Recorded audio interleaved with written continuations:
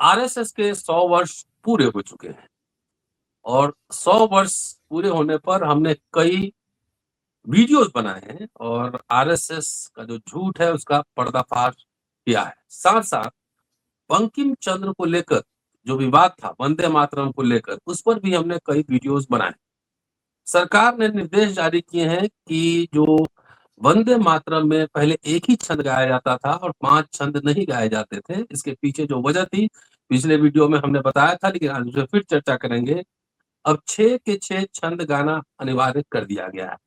मोहन भागवत फिर चर्चा में है। लोगों से अपील कर रहे हैं, बांग्लादेश के हिंदुओं से एकजुट होकर लड़ने की अपील कर रहे हैं। साथ-साथ 19 से 25 वर्ष के बीच शादी करने की बात कर रहे हैं और कम से कम 3 बच्चा पैदा करने की बात है। फ़िल्म सितारों के बीच अभी जा रहे हैं और कह रहे हैं कि अब संघ के सरसंघचालक जो होंगे ब्राह्मण होना ज़रूरी नहीं है। अब तक एक को छोड़कर, रज्जू भैया को छोड़कर सारे जो सरसंघचालक थे वो ब्राह्मण नहीं, चित्पावन ब्राह्मण है। इसके साथ-साथ ये भी कह रहे हैं कि सावरकर को भारत रत्न देना चाहिए। किस बात के लिए? माफ़ीनामे के लिए या कुछ और? ये तमाम पहलुओं पे चर्चा होगी। बहुत दिनों बाद शमसुल इस्लाम साहब फिर हमारे साथ मौजूद हैं, लगातार आप सुन रहे हैं और इन तमाम पहलुओं पर फिर चर्चा होगी। फ़िल्म सितारों के बीच मोहन भागवत, ये भी एक दिलचस्प है और जो 3 बच्चे पैदा करने के लिए कर रहे हैं, तो क्या स्त्रियाँ सिर्फ़ बच्चा पैदा करने के लिए हैं कि उनके भी राइट्स हैं, वो उनके अलावा और कुछ करेंगी? ये तमाम कई मसले हैं जिसपे चर्चा बेहद ही ज़रूरी है। शमसुल साहब आज हमारे साथ हैं, चलते हैं सीधे उनके पास और विस्तार से इस पे चर्चा करते हैं। जी सर, जी, जय जी, भीम सर। बहुत धन्यवाद। जय भीम, इनकलाब ज़िंदाबाद जनाब। तो ये रोज़ आपने कुछ ऐसा छोड़ देना है, कुछ ऐसी बात कर देनी है कि जिसमें जो इस देश के लोगों की जो ज्वलन समस्याएँ, जो उनकी ज़िंदगी से जुड़े हुए सवाल हैं, महँगाई, बेरोज़गारी, हेल्थ सर्विसेज़ का अभाव, एजुकेशन, बेरोज़गारी, उस सब पर चर्चा ना हो। कुछ नया आपने शगुफ़ा छोड़ देना है। तो ये शगुफ़ों वाली सरकार है, ये हेडलाइन में बने रहने वाले शासक हैं। तो हम केंद्रित करेंगे अभी जो सावरकर साहब को जो अ, भारत जी, रत्न देने का जो आदेश दिया है मोहन भगवत जी ने, और वो आदेश तो माना ही जाएगा। तो हम उसी पर केंद्रित करेंगे। वहाँ वो जो सम्मेलन, जो कॉन्फ्रेंस 100 साल का जो इनका आयोजन हुआ वहाँ नेहरू केंद्र में, वो बहुत बड़ा, बहुत विशाल और बहुत महंगा महंगा हॉल है। तो ये आरएसएस के लोग ये सब जो बड़ा थैला लेकर घूमने की एक वो बात होती है कि ये तो बिल्कुल बिल्कुल साधुओं की तरह से रहते हैं, ये तो गरीबों की तरह से रहते हैं, तो सेवा करते हैं। ये आप दौर देख लीजिए कि बॉम्बे के अंदर बहुत सारी जगह हो सकती है, बहुत सारे आश्रम हो सकते थे, बहुत बाबाओं के बड़े बड़े आश्रम हैं। उसमें ये नहीं करके एक बहुत एयर कंडीशन, बहुत ही शानदार, बहुत पॉश एक हॉल के अंदर उन्होंने किया। और उसकी हम इसके पूरे मुद्दे पर आने से पहले एक दो चीज देखने की, समझने की बहुत ज्यादा जरूरत है, बल्कि वो मैं आपके ध्यान में लाना चाहता हूं दोस्तों। एक तो ये है कि इसमें दो मुसलमान एक्टर आए, हुँ, एक सलमान खान और एक राशिद वारसी साहब। तो सलमान खान साहब जो है, किस किस के मुजरिम है वो समझ लीजिए। 5 साल की उनको सजा हो चुकी है काले हरण को मारने के लिए। 5 साल की सजा है, वो बेल पर है जी। उसके बाद उनको उन पर जो दूसरे दूसरे मुकदमे हैं, वो 5 से 6 मुकदमे हैं। और एक और बात यह है कि ये जो मुकदमा किया गया है, ये राजस्थान के उन लोगों ने किया है जो जो पशुओं को, जो जानवरों को जिंदा रखने के लिए अपनी जानें तक दे देते हैं। ये हमारे हमारे बिश्नोई नागरिक समाज लोग। के जी, जी, ये हमारे विष्णुई समाज के लोग जो हैं, तो ये वहां पर एक बड़े बड़े पार्टिसिपेंट के तौर पर मौजूद थे। और दूसरी बात यह है, ये जिस जिस शादी का नतीजा है, वो लव जिहाद का नतीजा है। इनकी इनकी जो माँ है, वो एक हिंदू ब्राह्मण माँ से इनके पिताजी ने शादी की थी। और उसके बाद कितने बच्चे, चार पांच बच्चे हैं उनसे हुए। और उसके बाद उन्होंने एक और सोने पर सुहागा ये है कि इनके जो वाली साहब हैं, इनके जो पिताजी हैं, फिर उन्होंने दूसरी शादी की है बुढ़ापे में। यानी वो मुसलमानों के खिलाफ एक से ज्यादा शादी करते हैं, ये करते हैं, अय्याशी करते हैं, खूब बच्चे पैदा करते हैं। इनके भी 4 बच्चे हैं इनके पिताजी के। और उसके बाद दूसरी शादी भी उन्होंने की है, हेलन जी से की है। उससे पहले सुशीला जी से उनकी शादी हो चुकी है। ये सब आरएसएस के मोहन भगवत के लिए कोई मुद्दा नहीं है। यानी और अपने अरशद वारसी का देखेंगे, उन्होंने भी एक लव जिहाद किया हुआ है। वो एक ईसाई लड़की से उन्होंने शादी किया। हम तो उसको वेलकम करते हैं, हम इसको बहुत अच्छा समझते हैं, लेकिन आरएसएस वाले उसको ये कहते हैं, और खासतौर पे आरएसएस के जो केरला के क्रिश्चियंस है वो कहते हैं कि मुसलमान लड़के जो हैं वो ईसाई लड़कियों को भी फंसाने के लिए लव जिहाद कर रहे हैं। और ये जो केरला फाइल जो थी वो तो इसी को लेकर थी कि कैसे इश्क में फंसाकर जी जी जी ये जो है ईसाई लड़कियों के साथ ये सब किया जा रहा है, हिंदू लड़कियों के साथ किया जा रहा है। तो देखिए, आरएसएस की अपनी परिभाषा के हिसाब से, अपने वक्तव्यों के हिसाब से, अपने दर्शन के हिसाब से, अपने जो वो कार्य करते हैं सड़क पर भीड़ जुटाकर, उसके हिसाब से ये दोनों मुजरिम हैं। ये दोनों मुजरिम है लव जिहाद के, उस तरह की जिंदगी से निकल कर आते हैं। इन पर काले हिरन को जो काफी काफी पूजने, जिसको पूजा जाता है, उसको मारने के, उसके कातिल है ये। वो ये कह रहे हैं मैं नहीं हूं, लेकिन वो उनको 5 साल की सजा हो चुकी है। तो इसका मतलब बहुत साफ है कि आम मुसलमान, जो गरीब मुसलमान है, उसको आप कहेंगे कि तू भारतीय नहीं है, तू जो है तू बाहर से आया हुआ है, तू विदेशी है। उसके बाद आप ये कहेंगे कि अगर उसको 5 रुपए देना है रिक्शे वाला मुसलमान तो उसको 4 रुपए दो। फिर उसके बाद एक टोपी वाला मुसलमान है तो उसको गोली मारो, उसको गोली मारने का आप जो है प्रैक्टिस करिए। लेकिन पैसे वाले मुसलमान जो है वो आरएसएस को हमेशा पसंद है।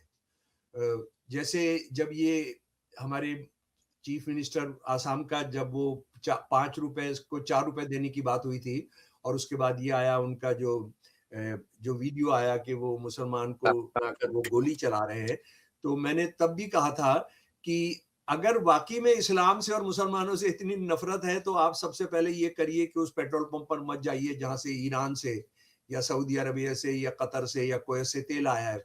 ये बोलना चाहिए कि हम ये वाला तेल नहीं लेंगे।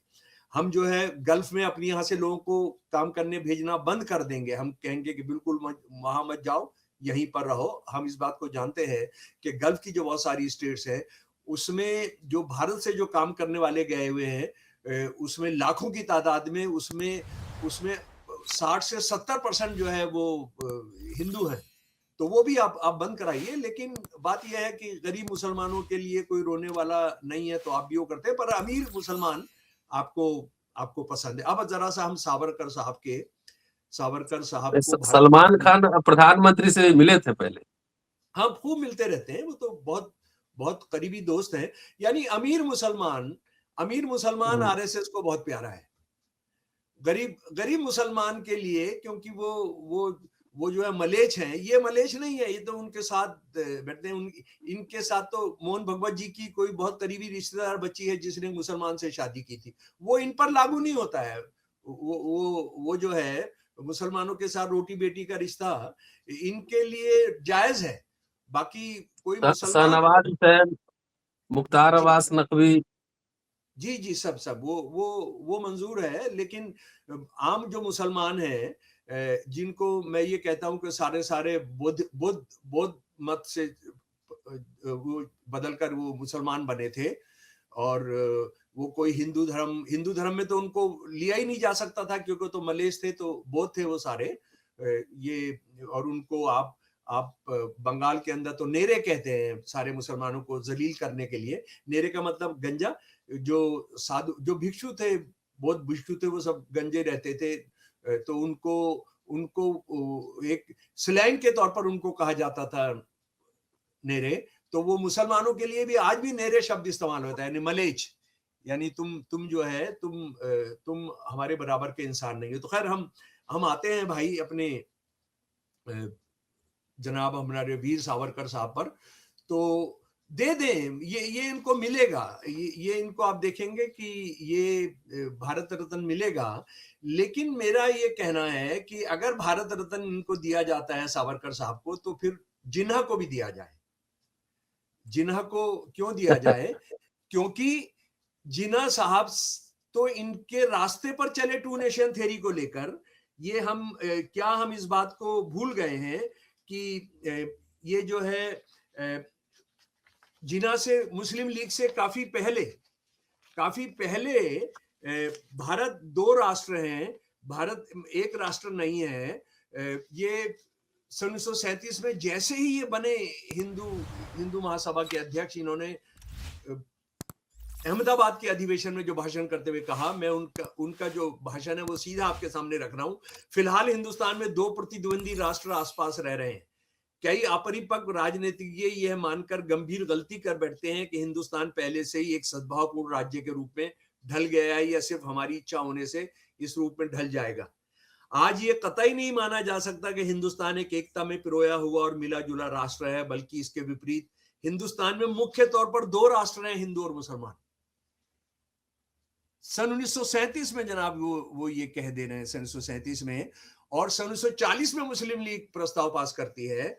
और यही वजह थी कि जब बाबा साहब ने इस सब की व्याख्या की, तो बाबा साहब ने इस बात को बहुत साफ लिखा पार्टीशन पर, जो उनकी किताब है, जो सन 1940 में उन्होंने लिख दी मुस्लिम लीग की डिमांड पर, और हिंदू महासभा के हमको हिंदू राष्ट्र बनाएंगे, और मुस्लिम लीग का कि हमको मुसलमानों के लिए अलग से पाकिस्तान चाहिए, होली प्लेस चाहिए। बाबा साहब ने लिख दिया था। ये बात भले ही विचित्र लगे, लेकिन एक राष्ट्र बनाम दो राष्ट्र के प्रश्न पर मिस्टर सावरकर और मिस्टर जिन्ना के विचार परस्पर विरोधी होने के बजाय एक दूसरे से पूरी तरह मेल खाते हैं। दोनों ही इसे स्वीकार करते हैं, और न केवल स्वीकार करते हैं बल्कि इस बात पर जोर देते हैं कि भारत में दो राष्ट्र हैं, एक मुस्लिम राष्ट्र और दूसरा हिंदू राष्ट्र। और बाबा साहब बता रहे हैं, और लेकिन इससे भी बात आगे जो ज्यादा गंभीर है वो ये है, सावरकर इस तरह की व्याख्या करके ये भी कह रहे हैं कि वो अलग राष्ट्र है, लेकिन उनको भारत में ही रहना होगा, हिंदू राष्ट्र में ही रहना होगा, नंबर 2 का नागरिक बनकर। मुस्लिम राष्ट्र को सावरकर के हिंदू राष्ट्र के अधीनस्थ रहकर सहयोग करना होगा। तो बाबा साहब ये भी कह रहे हैं कि जब आप ये लागू करेंगे, ये थोपेंगे मुसलमानों पर, तो आप गृहयुद्ध करवाएंगे। गृहयुद्ध होगा ही होगा, क्योंकि आप कह रहे हैं कि हिंदू अलग राष्ट्र है, तो इसका मतलब मुसलमान अलग राष्ट्र है। और लेकिन मुसलमान अलग राष्ट्र होकर उनको अलग रहने की जगह नहीं दी जाएगी, उनको आपके हिंदू राष्ट्र के गुलाम बनकर रहना होगा। अच्छा, आरएसएस और जिन्ना, आरएसएस और मुस्लिम लीग और सावरकर और जिन्ना की यही एकता नहीं है। दूसरी एकता जो मैं आपको बताना चाहता हूं, अच्छा एक चीज जो मैं शुरू में रखना चाहता था, जरा सा मुझे याद आया, मुझे लग रहा है उसका मैंने जरूर जिक्र करना चाहिए, कि हमारे बहुत सारे लोग और बहुत सारे जो कांग्रेसी लोग भी हैं, जो प्रगतिशील इतिहासकार हैं, प्रगतिशील कम्युनलिज्म पर लेखक हैं, विद्वान माने जाते हैं, वो हमेशा से ये आर्गू करते हैं कि आरएसएस और हिंदू महासभा दो अलग अलग संगठन है, इनमें बहुत अंतर है, बहुत विचारधारा का अंतर है, वो अलग तरीके से सोचते हैं, ये अलग तरीके से सोचते हैं, उनका काम करने का तरीका अलग है, ये सब बकवास चलती रहती है। आज ये फिर साबित कर रहा है, ये जो 10 तारीख को जो सम्मेलन हुआ बॉम्बे के अंदर, उसमें मोहन भगवत ने आरएसएस के सर्वसर्वा के तौर पर एक बार फिर बता दिया कि हिंदू महासभा उनको बहुत प्यारी है, सावरकर उनको बहुत प्यारा है, और हिंदू महासभा और आरएसएस के अंदर कोई अंतर नहीं है। देखिए, जरा गौर से समझिए इनके घुटने टेकना। और ये बंदा महाराष्ट्र में गया तो महाराष्ट्र की बात कर रहा है, एक जो इमोशनल इश्यू है वो आवाज उठा रहा है। ये कलकत्ता के अंदर ये भाषण नहीं करता है, ये दिल्ली में आके नहीं करता है मोहन भगवत, ये पंजाब में जाके नहीं करता कि सबको दे दो। वो वहां क्या कर रहा है कि जो मराठीवाद है, मराठी जो भावनाएं हैं, और ये मानकर के सारे मराठी जो हैं, सारे मराठी मानुष जो हैं, वो सावरकर को पसंद करते हैं, जो एक बहुत बड़ा झूठ है, जो महाराष्ट्र के ऊंची जाति के हिंदुओं ने फैलाया हुआ है। ये इसने, आप देखिए क्या कर रहा है, ये मांग नहीं कर रहा है कि हेडगेवार को भारत रत्न दे दो, डॉक्टर रतनलाल। ये मांग नहीं कर रहा है बंदा की गोलवलकर को आप भारत रत्न दे दो। ये मांग कर रहा है, ये मांग कर रहा है कि अब सावरकर साहब को दे दो। सावरकर साहब और जिन्ना साहब की जो दूसरी बहुत बड़ी एकता है, क्या क्या ये देश भूल जाएगा, क्या ये देश सवाल नहीं करेगा कि सन 1942 के अंदर जब कांग्रेस की जो सात जगहों पर सरकारें थी उनको भंग कर दिया था अंग्रेजों ने, तो सिर्फ दो ऑर्गेनाइजेशन थी जिनको काम करने का राजनीतिक तौर पर जिनको इजाजत थी, एक था हिंदू महासभा, एक था मुस्लिम लीग, और एक कम्युनिस्ट पार्टी भी थी। कम्युनिस्ट पार्टी ने तो बाद में अपनी गलती मानी और कहा कि हमने वो बहुत गलत किया था, और ये दोनों ही मिलकर सारे देश की राजनीति चलाई अंग्रेजों के साथ मिलकर।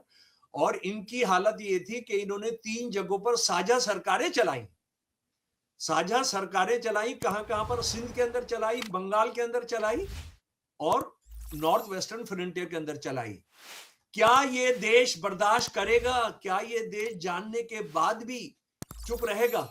मैं तो कह रहा हूं कि आप दीजिए, ताकि ये देश में इनके सारे हिंदुत्ववादियों के जो कुकर्म हैं, जो इनके काली करतूतें हैं, जो भारत मां के साथ गद्दारी की जो इनकी दास्तानें हैं, हजारों जो दास्तानें हैं, उनमें से ये सब पता लगेगा। यानी मुस्लिम लीग के साथ मिलकर सरकारें चलाते हैं। सन 1942 के अंदर जब 20,000 हिंदुस्तानी मारे जा रहे थे, एक वक्त है 9 अगस्त 1942 को कम से कम 10,000 जगह सारे देश के अंदर फायरिंग चल रही थी। और इनकलाबी जो है, जो क्विट इंडिया मूवमेंट, अंग्रेजों भारत छोड़ो, वो टेलीग्राफ हाउसेस को आग लगा रहे थे, रेलवे स्टेशन को आग लगा रहे थे, वो पुलिस थानों को आग लगा रहे थे, गोली खा रहे थे, मारे जा रहे थे, हिंदू मुसलमान सिख ईसाई सब मिलकर। उनसे जमीन पर चलवाया जा रहा था, उनके नाक रगड़वाई जा रही थी, सिखों की पगड़ियां उतारी जा रही थी। उस वक्त में मुस्लिम लीग के साथ मिलकर सावरकर साहब के नेतृत्व में सरकारें चला रही थी हिंदू महासभा। और ये सावरकर साहब हैं, मेरे पास दस्तावेज हैं कि 100 से ज्यादा आरएसएस के बड़े सम्मेलनों में आरएसएस ने सावरकर को बुलवाया, आमंत्रित किया कि आप हमारे नौजवानों से बात करिए। जो एक बहुत बड़ा जुर्म नेताजी के खिलाफ किया था, वो ये था कि अंग्रेजी सेना के अंदर हिंदुओं को भर्ती कराना। आरएसएस के दस्तावेज हैं जिसमें हमने सावरकर साहब को बुलाया, उन्होंने पूरा बताया, और वो 100 के करीब गिनती में आते हैं कि हमने सावरकर साहब को बताया कि आप आइए, हमारे नौजवानों को अंग्रेजी सेना में भर्ती कराने के लिए करिए। ये वो मुद्दा है जो मैं एक और आपके सामने रखना चाहता हूं। हुआ ये कि नेताजी सुभाष चंद्र बोस ने जब ये तय किया कि हम देश से बाहर जाकर एक आजादी सेना बनाएंगे और विदेशों की मदद से हम अपने देश को आजाद कराएंगे, उस वक्त में अंग्रेजों ने क्या किया? कांग्रेस पर बैन लगा दिया। बहुत सारे कांग्रेस के जो लीडर, जमीयतुल उलमा के लीडर थे, अहरार इस्लाम के लीडर थे, उनको सबको जेल में डाल दिया, क्योंकि वो उस जंग को इंपीरियलिस्ट जंग कहते थे। कांग्रेस ने नारा दिया था, एक भाई नहीं एक पाई नहीं, हम एक पाई नहीं देंगे मदद में, आर्थिक मदद में, और एक भाई नहीं देंगे। जब कांग्रेस का नारा था, ये लोग क्या कर रहे थे? सारे के सारे, मैं हिंदू महासभा के दस्तावेजों से मेरे प्यारे दोस्त बात कर रहा हूं, ये 100 से ज्यादा कैंप लगाया सावरकर साहब ने, और उसमें 1 लाख हिंदू भर्ती कराए। 1 लाख हिंदू भर्ती कराए, और 1 लाख हिंदू भर्ती कराए। मुस्लिम लीग ने 50,000 भर्ती कराए। एक और शर्मनाक बात मैं बताता हूं कि दलाली मुस्लिम लीग भी कर रही थी हिंदू महासभा की तरह से, आरएसएस के इस वीर के नेतृत्व में जो हिंदू महासभा चल रही थी। लेकिन मुस्लिम लीग ने फिर भी जो डिफेंस काउंसिल बनाई थी, वायसराय ने डिफेंस काउंसिल बनाई थी, जिन्हों ने कहा हम उसका हिस्सा नहीं बनेंगे। सावरकर साहब जो इनका डिप्टी था, जो इनका हिंदू महासभा का वाइस प्रेसिडेंट था, उसको उन्होंने वायसराय से कहा कि ये हमारी तरफ से हिंदू महासभा का रिप्रेजेंटेटिव रहेगा। और ये जो 1.5 लाख लोग भर्ती कराए, मुसलमान और हिंदू, ये वो लोग हैं। जब नॉर्थ ईस्ट से, जब आसाम की तरफ से, मिजोरम की तरफ से, नागालैंड की तरफ से, त्रिपुरा की तरफ से, जब हमारी इनकलाबी सेना, नेताजी की सेना, आजाद हिंद फौज की सेना जब वहां दाखिल हुई हथियारों के साथ और फौज लेकर आई, और उसमें जापान की सेना भी साथ थी, तो उनका कत्लेआम करने में, उनको मारने में, उनको हराने में, ये 1.5 लाख जो हिंदू मुसलमान हिंदुस्तानी थे, मुस्लिम लीग ने भर्ती कराए थे और हिंदू महासभा ने भर्ती कराए थे, उन्होंने उनका कत्लेआम किया। बात यह है कि वो लोग जो वहां से आ रहे थे, वो जगह नीची थी, और ये जो ये रोकना चाह रहे थे, ये ऊंची जगह पर पहले से ही पड़ाव लिए हुए थे, तो उनको बहुत बड़े पैमाने पर कत्लेआम हुआ, बहुत बड़े पैमाने पर। और उसके बाद अंडमान निकोबार में हम जानते हैं किस तरह से कत्लेआम किया गया। तो ये सारे के सारे कौन लोग थे कत्लेआम करने वाले?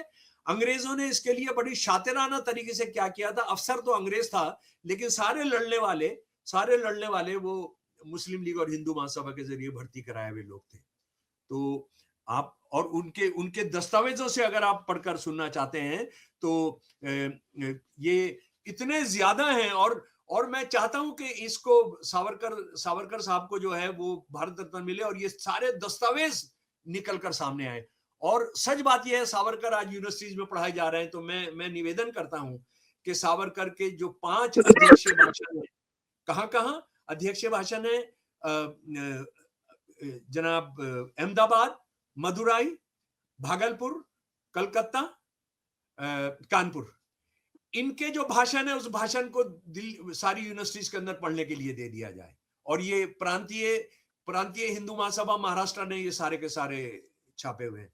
हमको जो एएस भिड़े जो उनके सेक्रेटरी थे, उन्होंने 1942 तक इनकी पूरी डायरी लिखी, जिसमें लिखा हुआ है कि इंग्लैंड की रानी को मशवरा दिया सावरकर साहब ने कि अगर तुम भारत छोड़कर जाना चाहते हो तो इसको आजाद मत करो, इसको सारी दुनिया के हिंदुओं का नेता जो है वो शहंशाह जो है वो नेपाल का किंग है, ये उनको देकर जाओ, ये इनको देकर जाओ, भारत को आजाद मत करो। और उसके बाद एक आखिरी बात आज की चर्चा की, सबसे बड़ी गद्दारी की दास्तान कि सावरकर साहब हम सब जानते हैं कि बहुत क्रांतिकारी थे और वो 2 कत्लों के जुर्म के अंदर वो गिरफ्तार हुए और गिरफ्तार भी बड़े नाटकीय ढंग से हुए थे। वो कूद कर भागे थे फ्रांस की एक बंदरगाह से, लेकिन फिर पकड़ लिए गए थे। और इन्होंने ये वो साहब भी हैं जिन्होंने 1857 की जंग आजादी पर एक महान क्रांतिकारी किताब लिखी थी।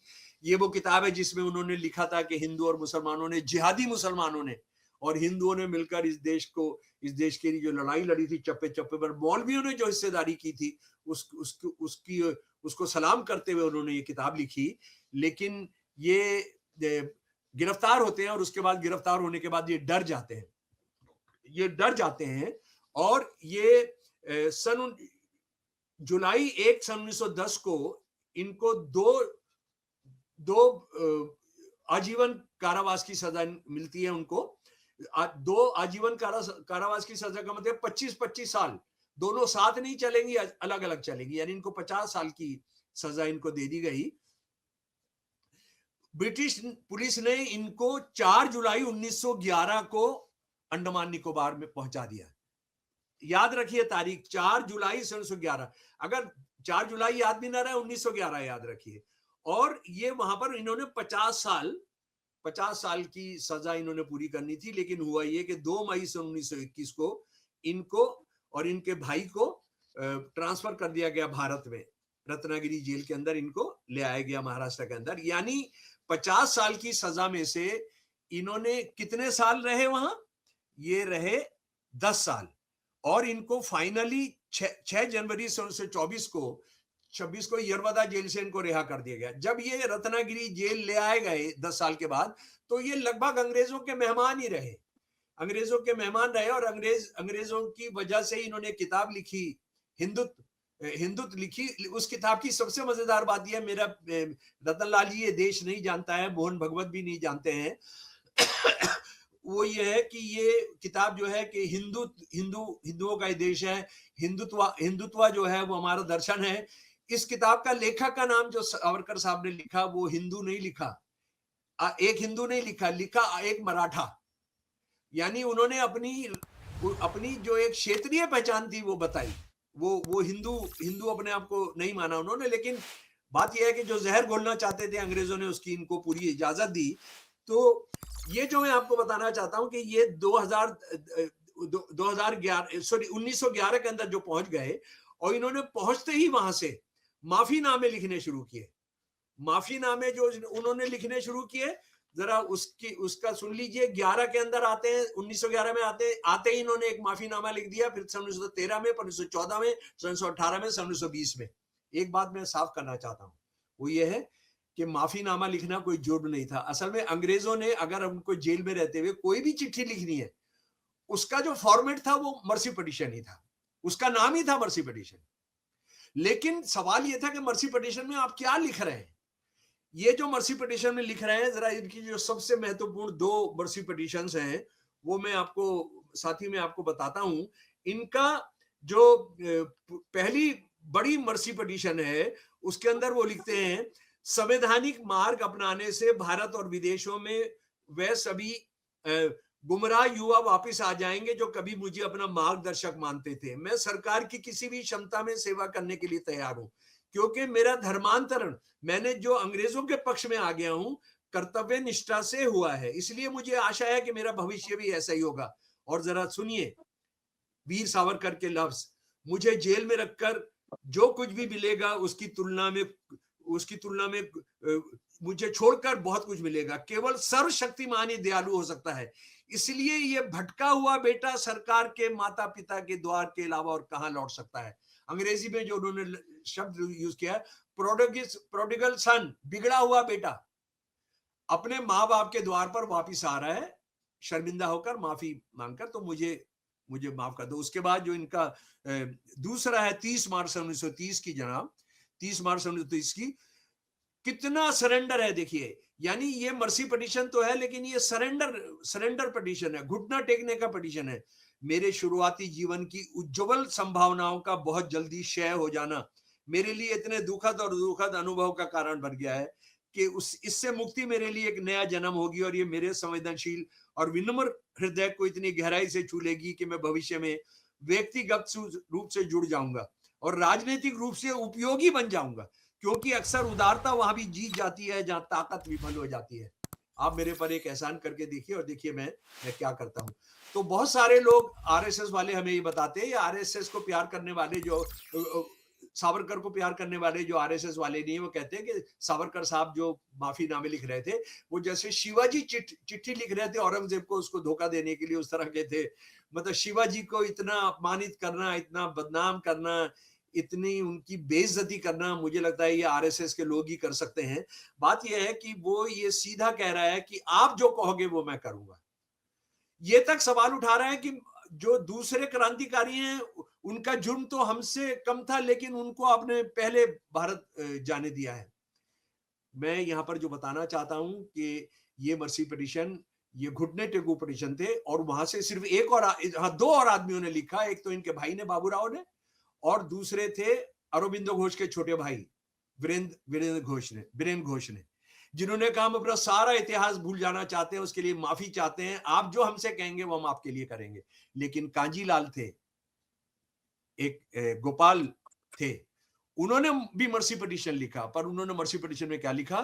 तुम हमारे साथ मानवीय व्यवहार करो, हमको इंसान मानो। हमको सेलुलर जेल क्यों कहते हैं? उसमें सिर्फ सेल है, हर आदमी अलग बंद रहता है, वो साथ नहीं रहते हैं कि हमको खुले में बैठने का वो दो, हमें धूप के अंदर बैठने का दो, हम भी इंसान हैं। और उन्होंने ईसाइयों को, अंग्रेज हुक्मरानों को बताया कि तुम्हारे यहाँ देखिए प्रोटेस्टेंट, कैथोलिक्स ने प्रोटेस्टेंट पर कितना जुल्म किया है, तुम प्रोटेस्टेंट्स हो, तुमने कितना सहा है, तो वो तुम यहाँ हिंदुस्तानियों पर जो है क्यों इस तरह का कर रहे हो, ये याद दिलाया। यानी सावरकर के माफीनामे बिल्कुल घुटने टेकने वाले हैं कि तुम जो कहोगे, और उसके लिए इनको 40 साल की छूट मिली। अगर वो भारत वाला भी शामिल करते हैं तो 38 साल की छूट मिली इनको। 50 साल की सजा में 38 साल की छूट मिली। और बदकिस्मती से अंडमान निकोबार का जो जेल है, उस जेल के अंदर सारे जो जाते हैं अंडमान सेलुलर जेल को सलाम करने के लिए, उन सबको सावरकर की कोठरी में ले जाते हैं, सावरकर की कोठरी में ले जाते हैं। उस वहां के एयरपोर्ट का नाम सावरकर रखा गया है, उस जेल का नाम सावरकर के नाम पर रखा गया है, वहां एक टापू का नाम सावरकर रखा गया है। किस लिए रखा गया है? कि उसने अपने 50 साल की सजा में से 38 साल की माफी ली थी, माफीनामे लिखकर, जिसने अंग्रेज सेना के अंदर भर्ती कराई थी बाद में रिहा होने के बाद, जिसने 60 रुपए महीना पेंशन ली थी अंग्रेजी सरकार से। उसके बाद आजादी के बाद भी सीआईए से भी पैसा लिया था जी, हिंद केसरी चलाने के लिए, कम्युनिस्टों के खिलाफ लिखने के लिए। जी सीआई के दस्तावेज अवेलेबल हैं। उस तरह की बहुत सारी चीजें इनके पर्सनल बहुत सारी चीजें। लेकिन मैं, डॉक्टर नंदलाल जी, आप जानते हैं कि जो मैं हिंदू महासभा का दस्तावेज है जो मेरे पास है, जो आरएसएस का दस्तावेज है, मैं सिर्फ उसको लेकर बात करता हूं। तो ये यानी ज्यादा से ज्यादा इन्होंने 12+ साल जेल के अंदर बिताए और अंग्रेजों की इन्होंने जिस तरह से सेवा की वो हमारे हमारे हमारे बिल्कुल सामने है। इन्होंने अंग्रेजी सेना के अंदर भर्ती कराने के लिए जो तर्क दिए कि हमने सावरकर ने अंग्रेजों की प्रशंसा करते हुए जो कुछ कहा, उसका एक उदाहरण यह है कि जो बंगाल की सरकार बनी थी मुस्लिम लीग की, उसके अंदर डिप्टी प्राइम मिनिस्टर, उस वक्त चीफ मिनिस्टर को प्राइम मिनिस्टर कहते थे, वो कौन थे? श्यामा प्रसाद मुखर्जी, जो इनके बाद हिंदू महासभा के प्रेसिडेंट बने। उनको जिम्मेदारी दी गई थी, वो होम मिनिस्टर थे, उनको जिम्मेदारी दी गई थी वहां के क्विट इंडिया मूवमेंट के आंदोलन को दबाने के लिए। उन्होंने जो खत लिखे हैं, जो अंग्रेज गवर्नर को खत लिखे हैं, वो आज हम चाहते हैं कि वो पढ़वाए जाए। वो ये देश पढ़े, उस देश को बताया जाए कि श्यामा प्रसाद मुखर्जी ने क्या चिट्ठियां लिखी थी। तो दीजिए जनाब भारत रत्न। और भारत रत्न देने के बाद जो सावरकर के बारे में जो सच ये देश जानेगा, और उसके बारे में निरंजन टकले ने, महाराष्ट्र के साथी ने, एक बहुत बहादुरी से बहुत काम किया है। वो जो जानेगा, आप जानते हैं कि सबसे पहले जो ये देने का, मोदी के आते ही देने का तय किया था, तो द वीक के एडिटर थे वो, उन्होंने अंग्रेजी के अंदर पूरा उसको पेपर टाइगर लेकर पूरे सारे दस्तावेज, हम भी उसमें हिस्सेदार थे, सारे दस्तावेज हमने दिए थे। तो उसके बाद वो जो इशू निकला था, उसके बाद उनकी नौकरी गई थी, लेकिन दब गया था मामला कि वो नहीं होगा।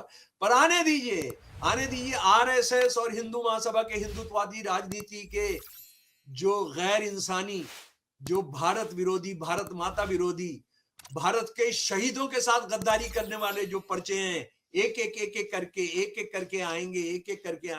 करके आएंगे और आपको इस पृथ्वी पर मुंह छुपाने की जगह नहीं मिलेगी हिंदुत्ववादियों। ये मेरा चैलेंज है।